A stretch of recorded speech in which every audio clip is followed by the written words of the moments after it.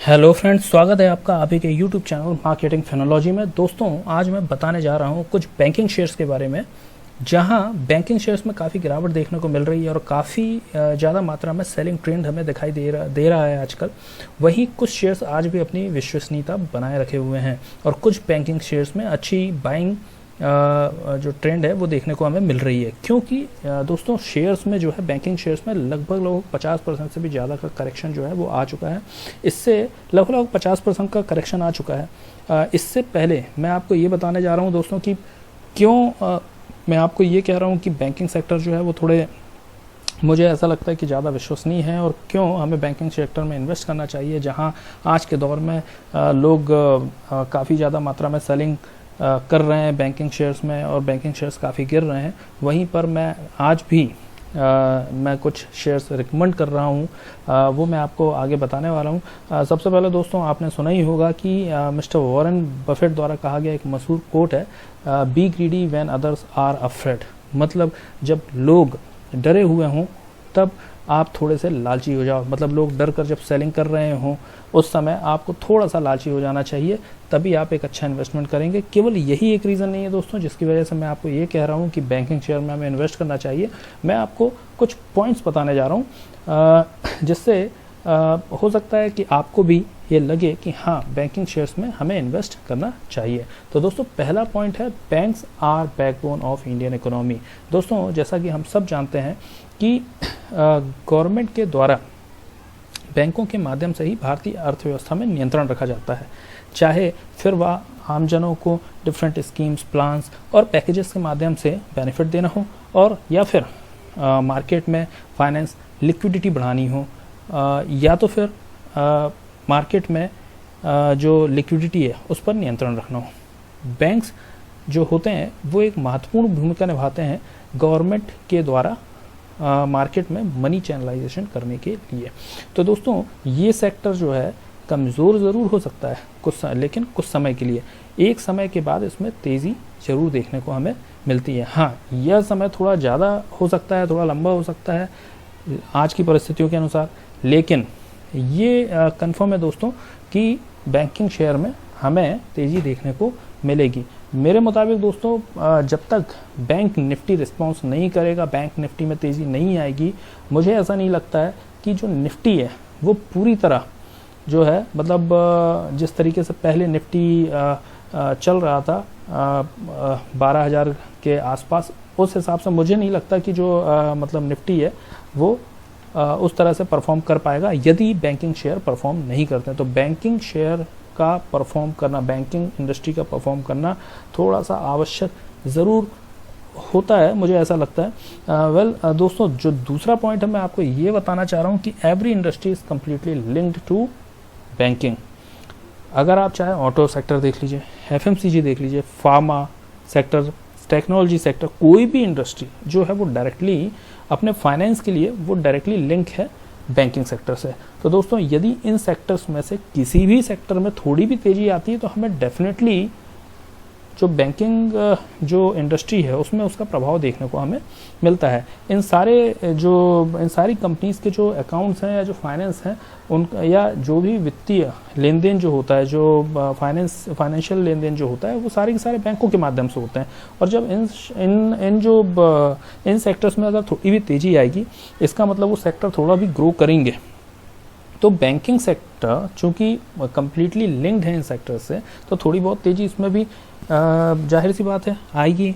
तो इस वजह से भी मुझे ऐसा लगता है कि चूँकि मल्टीपल सेक्टर्स में डिपेंडेंट है बैंकिंग सेक्टर, तो कोई भी सेक्टर इसे मतलब काफ़ी अच्छी तरह प्रभावित कर सकता है। अभी ऐसी सिचुएशन है कि सारे सेक्टर्स गिरे हुए हैं, सारे सेक्टर्स की स्थिति अभी उतनी अच्छी नहीं है, जिस वजह से बैंकिंग सेक्टर भी उतना अच्छा परफॉर्म नहीं कर रहा है। लेकिन अगर थोड़ी भी स्थिति नॉर्मल होती है या स्थिति पूरी तरह नॉर्मल हो जाती है तो ये सारे सेक्टर्स जो हैं ये अच्छा परफॉर्म करेंगे और साइमल्टेनियसली जो बैंकिंग सेक्टर है उसमें भी हमें तेज़ी देखने को मिलेगी। तो तीसरा पॉइंट है जो दोस्तों जो मैं अब आपको बताने जा रहा हूँ वो है, most of the population is linked to the banking at present. दोस्तों, जैसा कि आपने देखा होगा कि पहले के मुताबिक लोगों का बैंकों के प्रति थोड़ा विश्वास बढ़ा है और अब बैंकिंग सर्विसेज जो हैं वो लोगों में ज़्यादा मतलब ये हम कह सकते हैं कि ज़्यादा लोग जो हैं वो एजुकेटेड हो गए हैं बैंकिंग सर्विसेज लेने के लिए। अब दोस्तों मतलब इसमें जो है अगर आपने देखा होगा तो 2014 में जो जनधन योजना है उसके तहत जो अकाउंट्स खोले गए थे उसकी वजह से भी काफ़ी ज़्यादा मात्रा में हमें बैंकिंग कस्टमर्स की संख्या में जो बढ़ोतरी है वो देखने को मिली थी। और फिर उसके बाद यदि आप देखें तो काफ़ी ज़्यादा मात्रा में जो डिजिटल सर्विसेज हैं बैंकिंग्स की तो उनमें काफ़ी ज़्यादा मात्रा में बढ़ोतरी हुई, जिसकी वजह से भी लोग जो हैं बैंकिंग ट्रांजैक्शंस जो हैं उन मतलब वो करने के लिए आगे बढ़े और इस तरीके से लोग बैंकों से जुड़ते गए। तो बैंकिंग सेक्टर में ज़्यादा से ज़्यादा जो पॉपुलेशन है वो लिंक होती गई।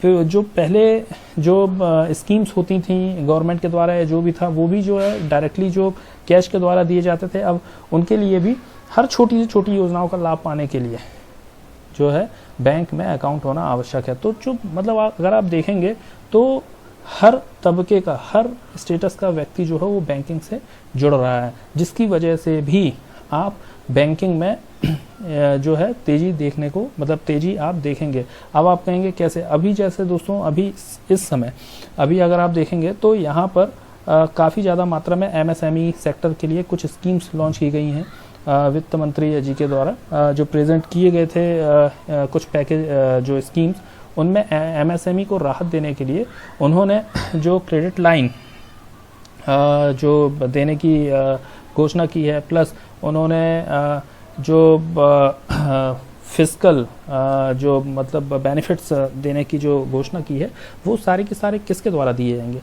वो बैंकों के थ्रू ही होकर जो है वो जाएगा। तो अल्टीमेटली बैंक का जो बिज़नेस है वो प्रभावित होगा और वो बैंक का जो बिज़नेस है उसमें बढ़ोतरी हमें देखने को मिलेगी और बैंकों के बिज़नेस में तेज़ी आएगी।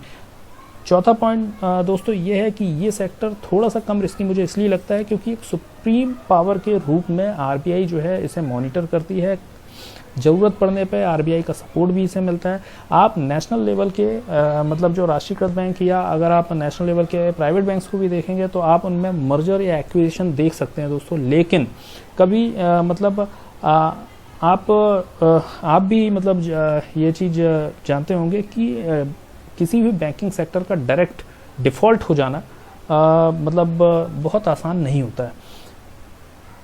यदि आप देखेंगे दोस्तों मार्केट में भी यदि अगर आप टॉप बीएसई की अगर आप लिस्ट देखते हैं तो बीएसई की लिस्ट में भी यदि आप देखें सेंसेक्स में जो आपको टॉप 30 कंपनीज की लिस्ट देखने मिलेगी, उसमें आपको 30 कंपनीज की जो लिस्ट होती है उनमें 5 जो है बैंकिंग सेक्टर के हैं। जैसे आप देख रहे हैं बैंकिंग पहला जो बैंक है वो है एक्सिस बैंक, दूसरा बैंक है एचडीएफसी बैंक और तीसरा बैंक यदि आप देखेंगे वो है आईसीआईसी बैंक, चौथा बैंक यदि आप देखेंगे वो है कोटक महिंद्रा बैंक, पांचवा बैंक यदि आप देखेंगे तो वो एक पब्लिक सेक्टर यूनिट का बैंक है जो कि है स्टेट बैंक ऑफ इंडिया। इसके बाद अगर आप निफ्टी में देखेंगे तो निफ्टी में भी आउट ऑफ 50 कंपनीज जो 50 कंपनीज की जो लिस्ट होती है, 50 कंपनीज का जो इंडेक्स है, 50 कंपनीज की लिस्ट में 6 कंपनी जो है वो बैंकिंग सेक्टर से हैं। जैसा कि आप देख रहे हैं पहला एचडीएफसी बैंक, दूसरा बैंक जो है वो है आईसीआईसी बैंक, तीसरा बैंक कोटक महिंद्रा बैंक, चौथा अगर आप देखेंगे तो वो है एक्सिस बैंक, पांचवा स्टेट बैंक ऑफ इंडिया और यदि छठवें बैंक की हम बात करें तो वो है आपका इंडसइंड बैंक।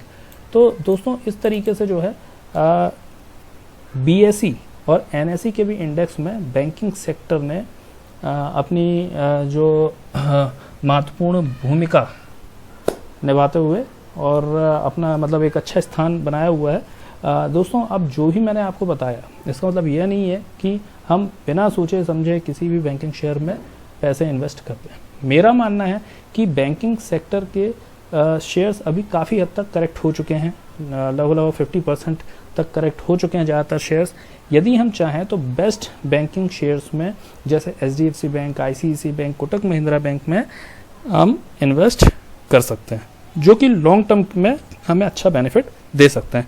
लेकिन दोस्तों हमें शेयर्स एक्यूमुलेट करते रहना है, बल्क में बाइंग नहीं करनी है, ये ज़रूर ध्यान रखिएगा। ऐसा नहीं है कि हमने एक बहुत बड़ा अमाउंट उठाया और सीधा इन्वेस्ट कर दिया बैंकिंग शेयर्स में। हमें थोड़ा थोड़ा करके जो बैंकिंग शेयर्स हैं उन्हें एक्यूमुलेट करते रहना है। स्पेशली मैंने जो आपको ये कंपनी बताएं, इनमें इन्वेस्ट करना अच्छा रहेगा। मैंने HDFC bank, ICICI bank, Kotak Mahindra bank और एक्सिस बैंक को ही रिकमेंड इसलिए किया है दोस्तों, क्योंकि इनके जो फंडामेंटल है वो काफ़ी मजबूत हैं।